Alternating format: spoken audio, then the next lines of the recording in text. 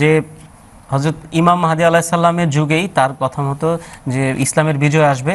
তো হযরত মসিহ মাউদ আলাইহিস সালাম, ইমাম মাহদী আলাইহিস সালাম মৃত্যুবরণ করেছেন, পঞ্চম খিলাফত চলছে, তারপরেও কেন একতাবদ্ধ হলো না মুসলিম বিশ্ব এবং ইসলামের বিজয় কেন লাভ হলো না? হ্যাঁ, ধন্যবাদ। অবশ্যই ইমাম মাহদীর মাধ্যমে ইসলামের বিজয় হবে। আর ইমাম মাহদীর যুগ রাসূল করিম সাল্লাল্লাহু আলাইহি সাল্লামের পবিত্র উক্তি এবং হাদিস অনুসারে কিয়ামত পর্যন্ত থাকবে, যেটি আসলে হযরত মুহাম্মদ সাল্লাল্লাহু আলাইহি সাল্লামের যুগ। মুহাম্মদ সাল্লাল্লাহু আলাইহি সাল্লামের ধর্মের যে দ্বিতীয় যুগ, যেটি ইমাম মাহদীর মাধ্যমে সূচিত হবে, যিনি মুহাম্মদ সাল্লাল্লাহু আলাইহি সাল্লামের ধর্মের জন্য কাজ করবেন, যিনি মুহাম্মদ সাল্লাল্লাহু আলাইহি সাল্লামের ধর্ম ইসলামের মাধ্যমে জগৎকে জয় করার জন্য যার আসার কথা ছিল, তার যুগ কিয়ামত পর্যন্ত বিস্তৃত। সেই যুগে অবশ্যই ইসলামের বিজয় হবে, ইসলাম পৃথিবীর সকল ধর্মকে জয় করবে। কিন্তু এই যে অলীক ধারণা আছে যে তিনি আসলে মাত্র কয়েক বছরের ভিতর সারা পৃথিবীকে জয় করবেন, এটি সম্পূর্ণভাবে ভিত্তিহীন, অলীক এবং কাণ্ডজ্ঞানহীন চিন্তা। কেননা যদি এইভাবে বিষয়টা নেওয়া হয়, তাহলে এটি আমাদের প্রিয় রাসূল সাল্লাল্লাহু আলাইহি ওয়াসাল্লামের উপর আপত্তি বর্তায়। প্রশ্ন কিন্তু হযরত মুহাম্মদ সাল্লাল্লাহু আলাইহি ওয়াসাল্লামের সত্তাতে যাবে, যে প্রশ্নটার প্রেমিস একেবারেই ভ্রান্ত। হযরত মুহাম্মদ সাল্লাল্লাহু আলাইহি ওয়াসাল্লাম সম্পর্কে আল্লাহ তাআলা বলেছেন কোরআন শরীফে যে তিনি ইসলামকে সারা পৃথিবীতে সকল ধর্মের উপর জয়যুক্ত করার জন্য এসেছেন।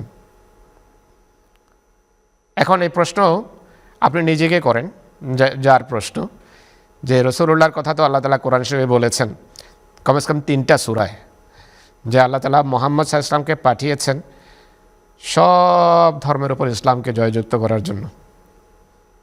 এখন আপনি নিজে উত্তর দেন, আজ পর্যন্ত কে এটি হলফ করে বলতে পারেন, বুকে হাত রেখে বলতে পারেন যে ইসলাম সব ধর্মকে জয় করে ফেলেছে, ইসলাম পৃথিবীর সকল ভূখণ্ডে এখন আধিপত্য বিস্তার করছে? আজকে তো বরং ইসলাম ইয়তীম, এটি বলতে হবে আমাদেরকে। তার মানে কি আমার প্রিয় রাসূল সাল্লাল্লাহু আলাইহি ওয়াসাল্লাম সত্য ছিলেন না? অবশ্যই সত্য ছিলেন। মানুষ বিজয়কে বুঝতে ভুল করেছে। যিনি আসেন আল্লাহর পক্ষ থেকে, হযরত মুহাম্মদ রাসূলুল্লাহ এসেছেন, একটা প্রক্রিয়ার সূচনা করে দিয়ে গেছেন এবং তার জীবদ্দশায় সমগ্র আরবে ইসলাম জয়যুক্ত হয়েছে। ইসলামী শিক্ষা, ইসলামী আদর্শ, মুহাম্মদী চরিত্রের সৌন্দর্য সেটি প্রতিষ্ঠিত হয়েছে এবং এক প্রক্রিয়ার সূচনা হয়েছে। তার খলিফাদের মাধ্যমে ইসলামের বিস্তার যে প্রক্রিয়া সেটি অব্যাহত ছিল। কিন্তু রাসূলুল্লাহ সাল্লাল্লাহু আলাইহি ওয়াসাল্লাম নিজেই বলেছেন, বিজয়ের প্রতিশ্রুতি কোরআনে থাকা সত্ত্বেও হযরত মুহাম্মদ সাল্লাল্লাহু আলাইহি ওয়াসাল্লাম নিজে ভবিষ্যৎবাণী করেছেন যে এই ইসলামের উপর আবার পতনের যুগ আসবে, মুসলমানরা দলে দলে ভাগ হয়ে যাবে, 73 দল হয়ে যাবে।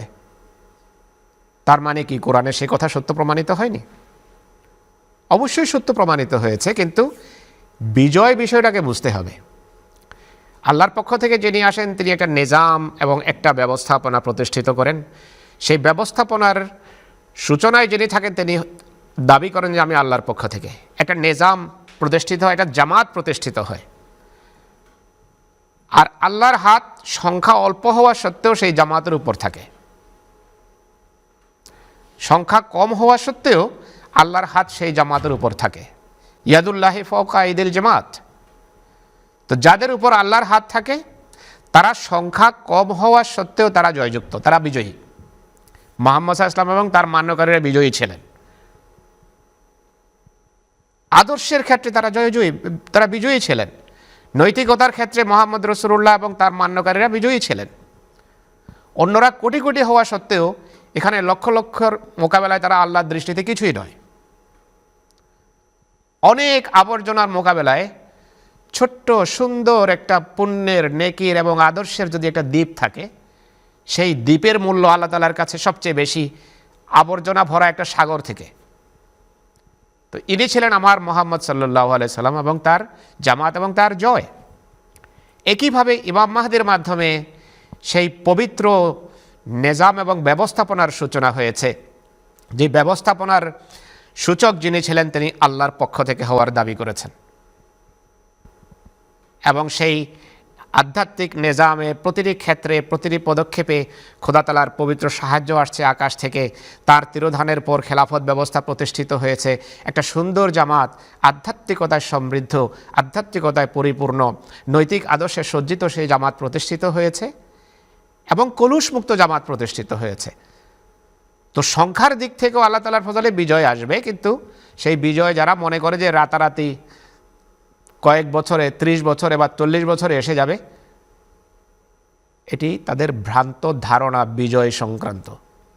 যদি এটি সঠিক হতো, হজরত মুহাম্মদ সাল্লাল্লাহু আলাইহি ইসলামের মাধ্যমে সেই সময় এইভাবে সারা পৃথিবী তার চরণতলে তার মান্যকারীদের অন্তর্ভুক্ত হওয়ার কথা।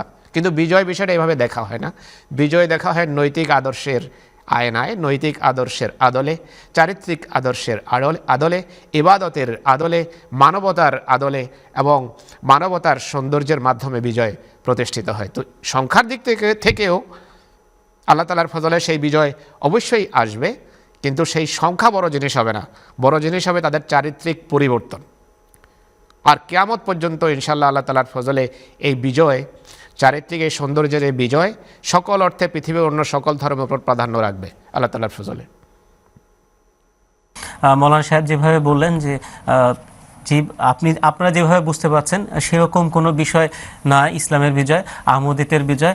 আমি আমার ব্যক্তিগত একটি অভিজ্ঞতা আপনার সাথে শেয়ার করতে চাই। সেটি হচ্ছে যে আমি যেভাবে বুঝি, কিছুদিন আগে কোনো একটি জামাতে আহমদি এবং আহমদি যৌথ উদ্যোগে একটি কাজ করতে, পানি নিষ্কাশনের একটি কাজ করছিল।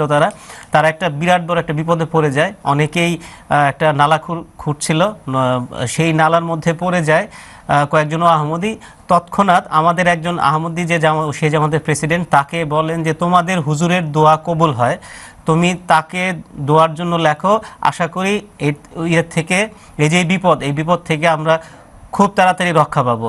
এবং এরকম উপক্রম হয়েছিল যে তার যে ঘর ছিল বৃষ্টির কারণে সেটা আস্তে আস্তে হয়ে যাচ্ছিল, ভেঙে যাচ্ছিল, চাপগুলো ভেঙে যাচ্ছিল। এবং এরকম অবস্থা হয় যে একজনের উপরে সে মাটি চাপা পড়ে গিয়েছিল, তাকে অনেক কষ্টে উঠানো হয়।